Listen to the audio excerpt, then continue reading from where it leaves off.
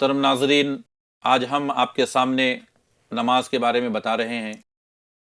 नमाज जो एक अहम इबादत है, नमाज जो इंसान को गुनाहों से पाक करता है, नमाज जिसके बारे में नबी करीम सल्लल्लाहु अलैहि वसल्लम ने इरशाद फरमाया कि नमाज मेरी आंखों की ठंडक है। एक बात मैं आपको बताऊं कि और दूसरी भी इबादतें हैं, जैसे रोज़ा है, ज़कात है, हज है। मेरे आका नबी करीम सल्लल्लाहु अलैहि वसल्लम ने ये नहीं फरमाया कि अस्सौमु क़ुर्रतु ऐनी, रोज़ा मेरी आंखों की ठंडक है, अज़्ज़कातु क़ुर्रतु ऐनी, ज़कात मेरी आंखों की ठंडक है, अल हज्जु क़ुर्रतु ऐनी, हज मेरी आंखों की ठंडक है। बल्कि मेरे आका ने फरमाया कि अस्सलातु क़ुर्रतु ऐनी या क़ुर्रतु ऐनी बिस्सलाह, कि नमाज मेरी आंखों की ठंडक है। उसकी वजह क्या है? उसकी वजह यह है कि इंसान ज़कात एक बार देता है साल में। जब वो साहिब निसाब होता है, उसके माल पर एक साल गुजर जाता है तो एक बार देता है। आदमी रमज़ान के महीने ही में रोज़ा रखता है और ज़िंदगी में एक ही बार आदमी हज करता है, और एक ही महीने में साल में वह हज का मौसम आता है। तो अगर मेरे आका फरमाते कि रोज़ा मेरी आंखों की ठंडक है, तो सिर्फ रमज़ान के महीने ही की बात आती, उसी वक्त ठंडक पहुँच रही है, यानी खुशी हासिल हो रही है। अगर ज़कात के बारे में फरमाते हैं ज़कात मेरी आंखों की ठंडक है, तो आदमी ज़कात एक ही बार साल में देता है, तो उसी वक्त आंखों की ठंडक की बात आती। अगर हज के बारे में फरमाता कि हज मेरी आंखों की ठंडक है, तो साल में एक ही बार हज होता है, सिर्फ वो ईद उल अज़हा के मौके पर ज़िलहिज्जा के महीने में, तो एक ही बार आंखों की ठंडक पहुँचती। मेरे आका ने इरशाद फरमाया कि नमाज मेरी आंखों की ठंडक है, और नमाज हर वक्त हर लम्हा पढ़ी जाती है। अब आइए उसी नमाज के बारे में जो है हम आगे आपके सामने गुफ्तगू करते हैं। अब बच्चों के साथ भी हम हैं, बच्चों को भी हम बता रहे हैं। हजरत जरा बताइए जोहर की नमाज में क्या हिकमत है? हाँ, जोहर की नमाज में भी बड़ी हिकमत है, क्योंकि अल्लाह तबारक ताला ने जो पाँचों वक्त की नमाज को मुकर्रर किया है, तो हर नमाज के वक्त में कोई ना कोई हिकमत है। तो जोहर की नमाज में भी हिकमत है, तो उसमें उलमाए किराम ने उसकी बहुत सारी हिकमतें बताई हैं।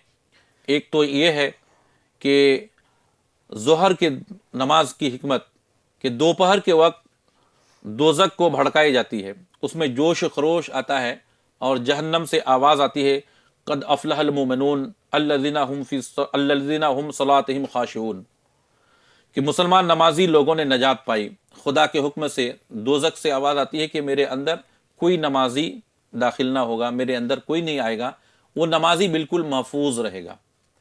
तो इसके लिए अब ज़रूरत हुई ये कि खुदा करीम ने अपने प्यारे महबूब की उम्मत के लिए ज़ोहर के वक्त की नमाज को फ़र्ज़ करार दिया, ताकि वो ऐसे वक्त में नमाज पढ़कर जहन्नम की आग से महफूज रहे, अपने आप को बचाए। इसलिए ज़ोहर की नमाज जो है फ़र्ज़ हुई। और हदीस शरीफ में आया है कि जो शख्स ज़ोहर की नमाज पढ़ेगा, अल्लाह तबारक ताला उसको जहन्नम की आग से महफूज रखेगा और दोज़ख की आग से उसको बचाएगा। अब एक हिकमत और भी है कि हज़रत इब्राहीम अलैहिस्सलाम अपने बेटे हज़रत इस्माइल अलैहिस्सलाम को जब अल्लाह के हुक्म से कुर्बानी करने के लिए लेके गए थे, तो उनको चार बातों की बड़ी फिक्र थी। एक फिक्र तो ये थी कि क्या मैं अल्लाह के हुक्म पर इस काम को कर पाऊंगा, जो बहुत बड़ा मुश्किल काम था। अपने प्यारे बेटे को ज़बह कर देना कोई आसान काम नहीं था। इंसान के अंदर उसके लिए बहुत बड़ी हिम्मत और जुर्अत की ज़रूरत थी।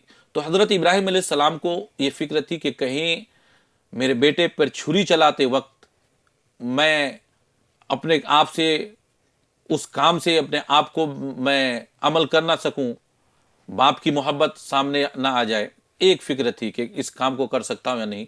अल्लाह के फजल से वो काम हुआ था। दूसरी फिक्र ये थी कि मैं अगर इस काम को करूं भी, तो क्या मेरा नन्हा सा प्यारा बेटा इस काम के लिए तैयार होगा, वो अपने आप को ज़बह करने के लिए तैयार कर लेगा। ये बड़ी फिक्र थी। तीसरी फिक्र ये थी कि मैं अपने बेटे को कुर्बानी करने के बाद मेरी बीवी हाजरा को जाकर ये बात कैसे बताऊंगा, एक माँ को कैसे बताऊं कि मैंने तुम्हारे बेटे को ज़बह कर दिया।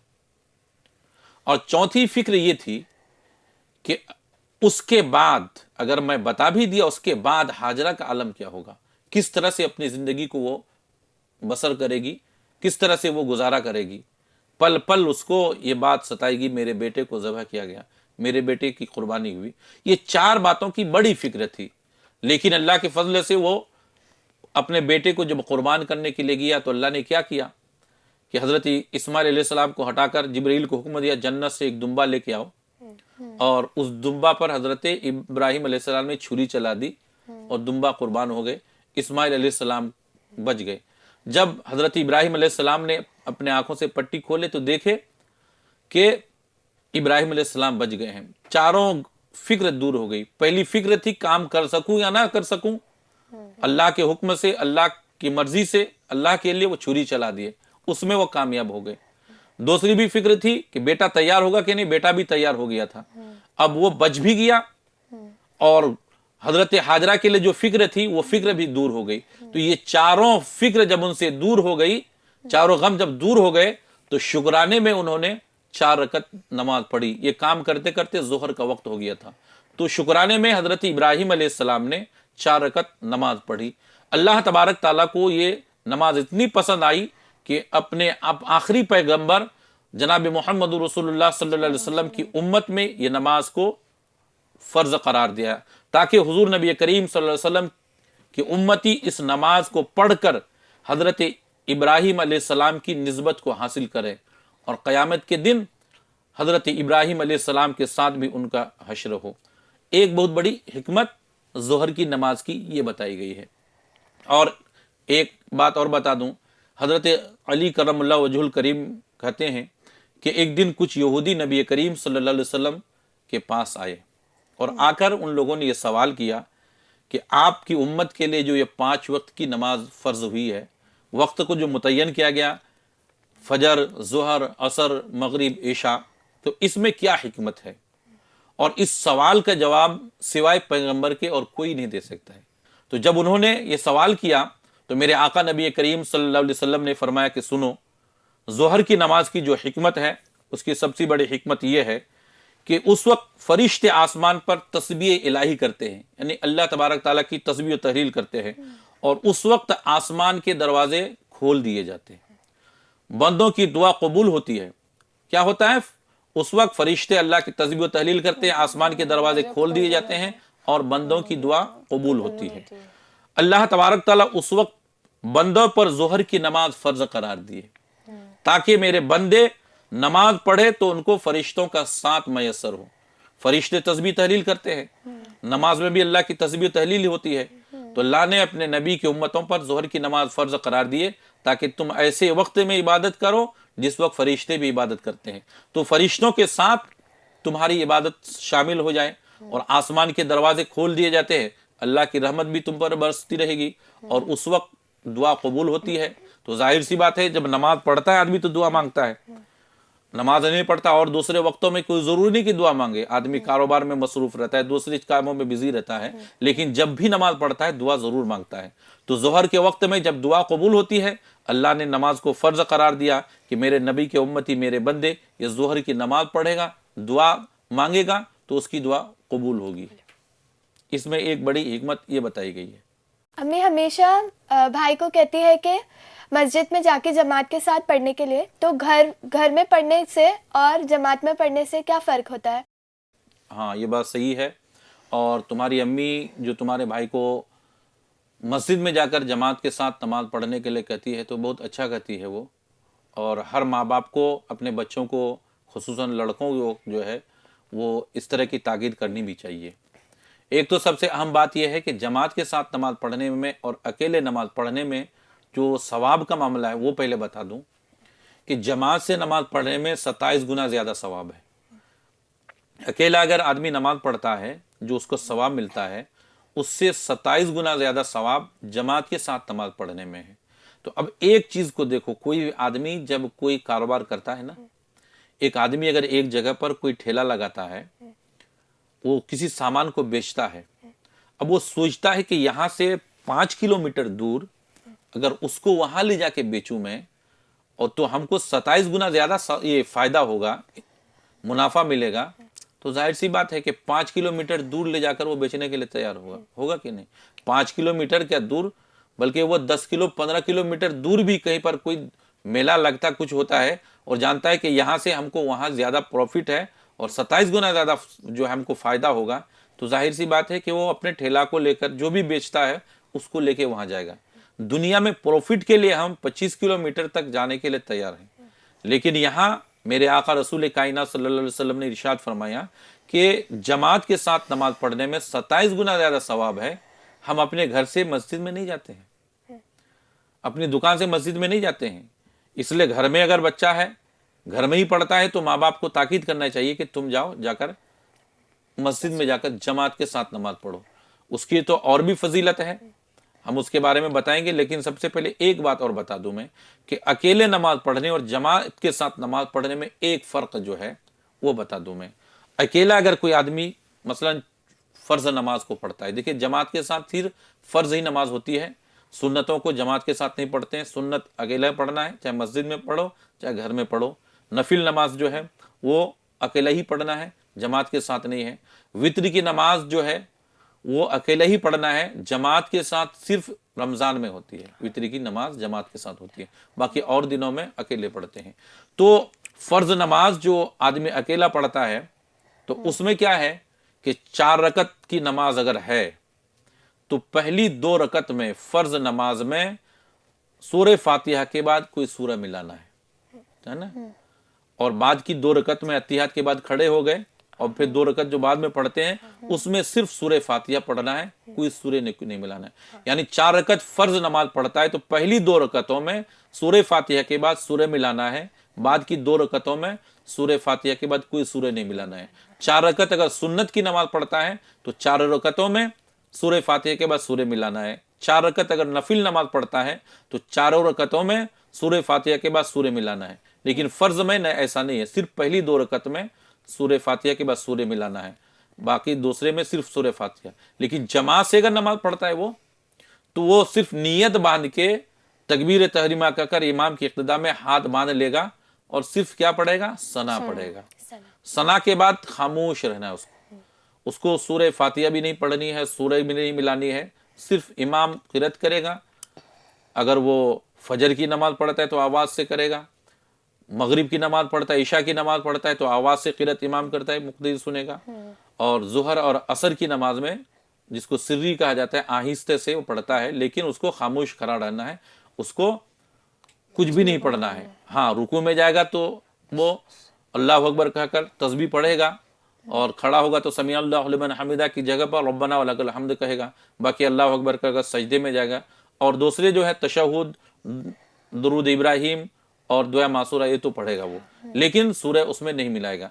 तो जमात की नमाज पढ़ने के में और अकेले नमाज पढ़ने में ये बुनियादी फ़र्क है कि इस तरह से। और उसके साथ साथ सवाब का भी ये है कि 27 गुना ज़्यादा सवाब है। यहाँ तक कि बड़ी ताकीद की गई है जमात के साथ नमाज पढ़ने के लिए। मेरे आका रसूल कायनात सल्लल्लाहु अलैहि वसल्लम खुद इरशाद फरमाते, वो नबी जो रऊफ़ुर रहीम है, जो रहमत बनकर आए हैं, वो कहते हैं कि मेरा जी चाहता है कि मैं लकड़ियाँ जमा करूँ और उन लोगों को या उन लोगों के घरों को आग लगा दूं जो जमात के साथ नमाज नहीं पढ़ते हैं। उसके अलावा जमात के साथ नमाज पढ़ने में क्या है, इमाम जब वलद्दालिन कहते हैं तो मुक्तदी क्या कहते हैं, आमीन कहते हैं। तो उस वक्त फरिश्ते भी आमीन कहते हैं। जिनका आमीन फरिश्तों के साथ आमीन बराबर होता है तो अल्लाह तबारक तआला उसको बख्श देता है। तो इसलिए घरों में जो नमाज पढ़ते हैं तो उनको चाहिए कि हर वक्त की नमाज जो है वो जमात के साथ पढ़े। थोड़ी दूर चलेंगे तो भी उसमें फ़ायदा है कि हर कदम पर अल्लाह तबारक ताला गुनाह को मिटाता है, हर कदम पे उसके दर्जात को बुलंद कर देता है। इसलिए जो है मस्जिद में ही जाकर नमाज पढ़नी चाहिए। कि जैसे नमाज पढ़ने के लिए कोई आता है जमात में शामिल होता है, अभी मैंने बताया कि पहली 2 रकतों में जो पढ़ते हैं फ़र्ज़ में सूरह पढ़ते हैं, सूरह फातिहा, लेकिन इमाम के पीछे तो कुछ नहीं पढ़ना पड़ता है ना। लेकिन एक आदमी आने के बाद वो जब शामिल हुआ तो 2 रकत उसकी निकल गई थी। इमाम के साथ पढ़ने के लिए आया, जमात में देखा कि इमाम 2 रकत पढ़ चुके हैं। अब 2 रकत जो पढ़ रहा है इमाम के साथ, तो ये 2 रकत उसकी जो हुई और चौथी रकत इमाम की थी, इसकी दूसरी रकत थी, क्योंकि 2 रकत उसके पहले निकल चुकी थी। चौथी रकत में अब वो बैठा है, इमाम भी बैठा है, तो उस वक्त वो क्या करेगा, वो तशहुद अत्तिहाद पढ़ के खामोश रहेगा, बैठा ही रहेगा।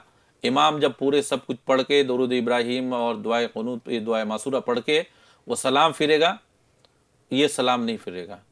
امام سلام پھر کے اپنی نماز کو تو مکمل کرے گا، لیکن یہ کیا ہو جائے گا؟ کھڑا ہو جائے گا، کیونکہ اس کی 2 رکعت پہلے چھوٹ گئی تھی۔ اب یہ 2 رکعت جو پڑھے گا اکیلا، تو ایسا نہیں ہے کہ امام کے ساتھ شامل ہو گیا تو خاموش رہے گا، بلکہ اس 2 رکعت میں جو اس کی چھوٹی بھی 2 رکعت جماعتی کے ساتھ شامل ہے، لیکن یہ اب جو پڑھ رہا ہے تو اس میں اس کو سورہ فاتحہ بھی پڑھنا ہے اور سورہ بھی ملانا ہے دونوں رکعتوں میں، اور اس کے بعد یعنی اپنے طور پر جس طرح سے نماز پڑھتا ہے وہ 2 رکعت پڑھ کے پھر وہ بیٹھے گا، پھر تشہد پڑھے گا، درود ابراہیم پڑھے گا اور دعائے معصورہ پڑھ کے جو ہے وہ سلام پھر کے اپنی نماز کو مکمل کرے گا۔ تو اس طرح سے اگر نماز کی جماعت سے پڑھنے آتا ہے تو چھوٹ جاتا ہے، اگر 1 رکعت چھوٹ گئی تو لاسٹ میں وہ 1 ہی رکعت پڑھے گا، تو اس میں وہ سورہ فاتحہ بھی پڑھے گا اور اس کے ساتھ سورہ بھی ملائے گا۔ تو یہ اس طرح سے جماعت کے ساتھ ہے۔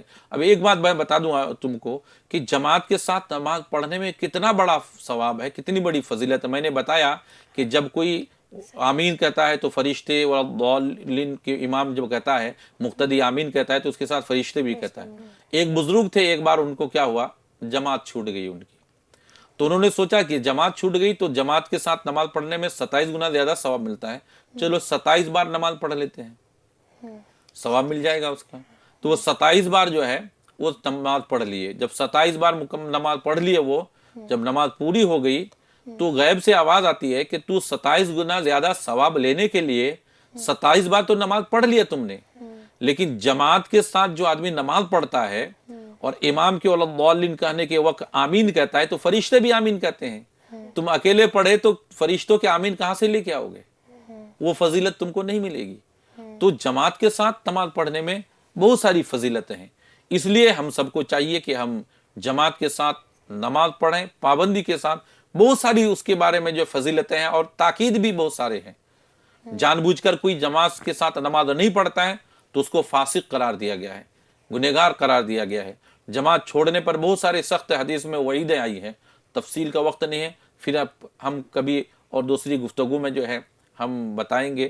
بس ہم یہی ناظرین سے کہنا چاہتے ہیں کہ کوئی بھی نماز ہو، چاہے فجر کی نماز ہو، چاہے ظہر کی نماز ہو، عصر، مغرب، عشاء کی نماز، تمام نمازوں کو پابندی کے ساتھ پڑھیے، اس لیے کہ ایک مومن کی پہچان ہی یہ بتائی گئی ہے، حدیث پاک میں ہے کہ من ترک الصلاۃ متعمدا فقد کفر، جان بوجھ کر جو نماز کو چھوڑتا ہے تو وہ کافروں جیسا کام کرتا ہے۔ ہم کو وہ کام کرنا چاہیے جو مومن کی ایک پہچان ہے، مسلمان کی ایک پہچان ہے۔